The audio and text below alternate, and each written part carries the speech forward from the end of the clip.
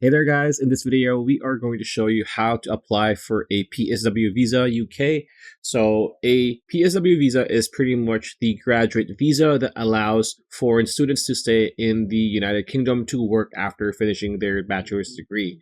So you need to go to your browser and search for Gov UK, and it's going to bring you, it's going to be your first option, by the way. It's going to bring you to this page right here. So once you're here, you want to scroll down until you see visas and immigration over here. So click on visas and immigration like so.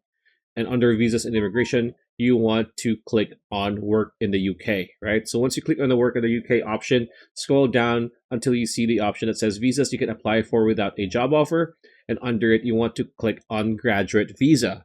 So once you click on graduate visa, you're going to see the overview, the course you studied, how much it cost, documents you'll need to apply for this specific visa, how to apply for it, and your partner and children if you have family or dependents that you want to bring to the UK after you have been accepted to this type of visa. And as you can see here, you're going to see the eligibility and how long you can stay, how to apply, when to apply, how much it's going to cost you, and what you can and can do.